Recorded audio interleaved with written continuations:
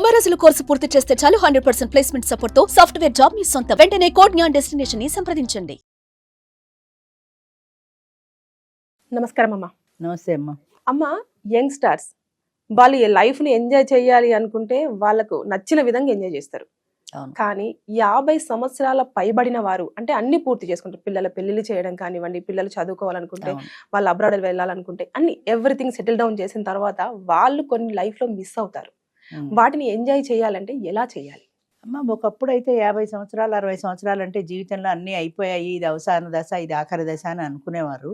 కానీ ఇప్పుడు రోజులు మారిపోయిన తర్వాత 50 ఏళ్ళవని ఎవరు అమ్మమ్మ మా అమ్మ అంటల్లా. ఎగ్జాక్ట్లీ. పూర్వం 60 ఏళ్ళ మామగారు అనేవాళ్ళు. ఇప్పుడు అంటల్లా. ఎందుకంటే మామగారు అపీరెన్స్ లేదు ఆవిడకి. ఆవిడ చూడగానే మామగారిని అనిపించదు. మహా అయితే ఆంటీ అంటారు. 70 ఏళ్ళు వచ్చినా ఆంటీ. ఇప్పుడు నన్ను కూడా ఎవరైనా మామగారు అనరు, ఆంటీ అని అంటారు. అలాగా ఏంటంటే కాలంతో పాటు మనుషులు మారుతున్నారు, మనస్తత్వాలు మారుతున్నాయి, అభిప్రాయాలు మారుతున్నాయి. సో 50 ఏళ్ళకి జీవితం అయిపోలేదు అన్న భావనలో ఉన్నారు ప్రస్తుతం సీనియర్ సిటిజన్స్. 60 ఏళ్ళు దాటిన తర్వాత కూడా 60 ఏళ్ళకే జీవితం అయిపోలేదు. మనకు కావాల్సి వచ్చినట్టు మనం ఎంజాయ్ చేయొచ్చు. వాళ్ళు టూర్లు వెళ్తారు. టూర్లు ఎంత ఇష్టంగా వెళ్తారు సీనియర్ సిటిజన్స్. టూర్లు వెళ్తారు. కాశీ రామేశ్వరాలు కాకపోతే దగ్గరలో టూర్లు వెళ్ళొచ్చు. ఏదైనా 2 రోజులు 3 రోజులు వెళ్ళి రావచ్చు. తర్వాత వాళ్ళు హోటల్కి వెళ్తారు, వాళ్ళు డిన్నర్లకు వెళ్తారు, వాళ్ళు సినిమాలకు వెళ్తారు. అన్ని రకాలుగాను కూడా యంగ్స్టర్స్కి తీసిపోని విధంగా ఉంటున్నారు.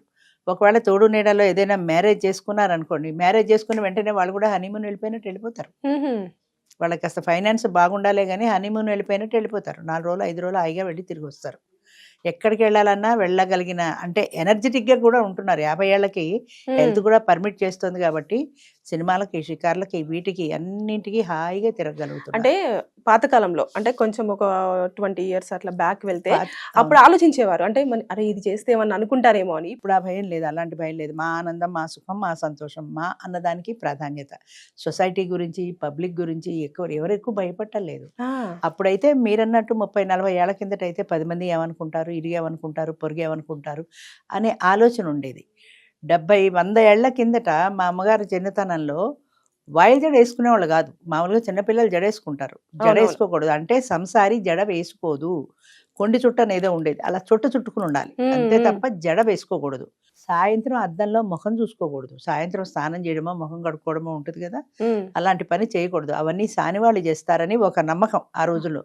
అద్దంలో ముఖం చూసుకోకూడదు, జడేసుకోకూడదు, బట్టలు మార్చుకోకూడదు, ముస్తాబావకూడదు, చెమటకప్పు కట్టుకుంటూ ఉండాల్సిందే రాత్రి కూడా.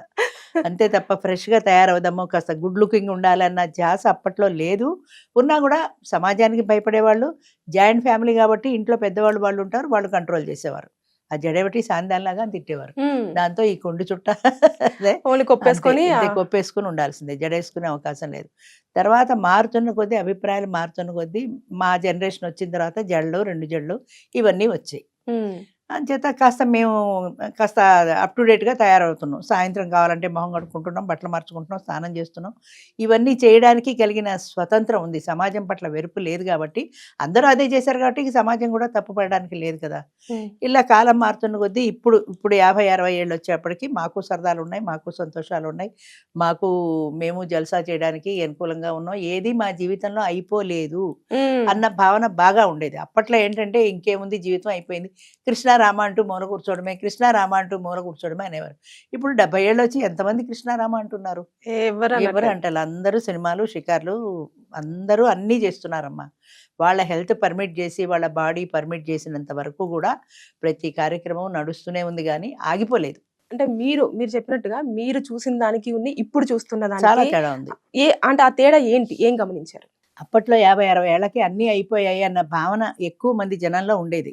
ఇంకా 60 ఏళ్ళు వచ్చి నీకు ఈ శృంగారం అవసరమా, 60 ఏళ్ళు వచ్చి నీకు ఈ పలచటి చీరలు అవసరమా అని అడిగేవాళ్ళు. సొసైటీ అడుగుతుంది, భయం వేసేది. జాయింట్ ఫ్యామిలీ కాబట్టి ముందు ఇంట్లో వాళ్ళే ఒప్పుకునేవాళ్ళు కాదు కదా. 10 మందిని దృష్టిలో పెట్టుకుని ఏదో 2 ముతక చీరలు ఉంటే చాలదా నీకు, జీవితం వెళ్ళిపోదా, ఇప్పుడు ఇంకో చీర కావాలా అనే ధోరణి ఎక్కువ ఉండేది అప్పట్లో. భర్తను అడగాలి, వాళ్ళంతా డిపెండెంట్స్. పూర్వం ఫైనాన్షియల్గా వాళ్ళు ఇండిపెండెంట్లు కాదు కదా లేడీస్. భర్త మీద ఆధారపడాలి, భర్త కొంటేనే వాళ్ళకి ఏదైనా సరే. ఓ చీర కావాలి అనుకుంటే, మొన్నే కదా కొన్నాను, 2 చీరలు ఉన్నాయి చాలదా నీ జీవితం వెళ్ళిపోవడానికి, జీవితం 2 చీరలతో. ఇప్పుడు మరి కబ్బోర్డ్లో ఎన్ని చీరలు ఉంటున్నాయో మనకే తెలియదు. ఓ చీర పోయినా కూడా మనం గుర్తుపట్టలేని స్థితిలో ఉన్నాం. అంచేత ఏదైనా సరే మెయిన్లీ డిపెండెన్సీ ఇంకొకరి మీద వీళ్ళు ఆధారపడడం ఎప్పుడైతే వచ్చిందో వాళ్ళు దయాధర్మ బిచ్చంగా వీళ్ళకి ఇస్తే ఉంది, లేకపోతే లేదు. అంచేత ఏదైనా వాళ్ళకు ఒక సరదా, ఒక అంటే అన్ని సంతోషం. చంపుకునే వాళ్ళు అనుకుంటా. అంతే. ఇది కావాలి అని ధోరణి లేదు. అమ్మో అత్తగారు తిడతారు, మామగారు తిడతారు, మొగుడు తిడతాడు, ఈ తిడతారేమో అనే భయంలో ఉండేవాళ్ళు. ఒకవేళ ధైర్యం చేసి అడిగినా ఏమనుకుంటారు 10 మంది, సమాజం ఏమనుకుంటుంది అని వాళ్ళు అనేప్పుడు అవును నిజమే కదా, సమాజం ఏమనుకుంటుంది. సమాజం పట్ల పెద్దల పట్ల భయభక్తులు ఎక్కువ ఆ కాలంలో. ఈ కాలంలో సమాజం పట్ల భయం లేదు, పెద్దల పట్ల భయం లేదు. కొద్దో గొప్ప ఏమన్నా సమాజం అంటే ఇంకా కాస్త భయపడుతున్నారు. అంటే ఇలాగా మా వాళ్ళు వద్దన్నారు, ఈ పెళ్ళి వద్దన్నారు, ఇలాంటి విషయాల్లో సొసైటీ ఏమనుకుంటుంది రెండో పెళ్లి చేసుకుంటే అన్న భయాలు ఇంకా కొద్దో గొప్ప కొంచెం ఉన్నాయి తప్ప వాళ్ళ సొంతానికి సంబంధించి ఏ విషయంలోనూ ఉండటం లేదు. అదే కాదనుకుని బయటకు వస్తున్నారు. మన మీటింగ్ అయింది మాది, మన డిసెంబర్ 15వ తారీఖు 300 మంది జనం వచ్చారు.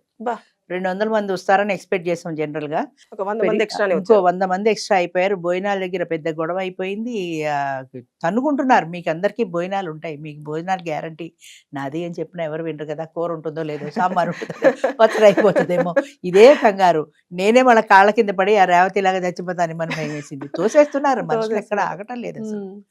అంచేత వాళ్ళకి కావాల్సింది వాళ్ళు తీర్చుకోవటంలో ఎక్కడా భయపడలేదు. ఒకప్పుడు ఆ భయాలు ఎక్కువ ఉండేవి, ఇప్పుడు ఆ భయాలు లేవు. ఒకప్పుడు జాయింట్ ఫ్యామిలీస్ కాబట్టి జాయింట్ ఫ్యామిలీలో ఇంటి పెద్దలు తిడతారన్న భయం ఉండేది. ఇప్పుడు అసలు మాట మీదనే కుటుంబం మొత్తం నడిచేది. ఇప్పుడు భార్యాభర్త ఇద్దరే కదా, ఎవరు వాళ్ళని కంట్రోల్ పెడతారు, ఎవరు కంట్రోల్ పెట్టలేరు. అంచేత ఎవరి ఇష్టం వాళ్ళది, ఎవరి స్వేచ్ఛ వాళ్ళది తప్ప భయపడాల్సిన పని లేదు. 50 ఏళ్లకే జీవితం అయిపోలేదు అన్న భావన బాగా ఉంది ఇప్పట్లో. 60 ఏళ్ళు వచ్చేప్పటికే అంతా అయిపోయింది అనుకునేవారు ఇది వరకు, కృష్ణారామ అనుకోమని.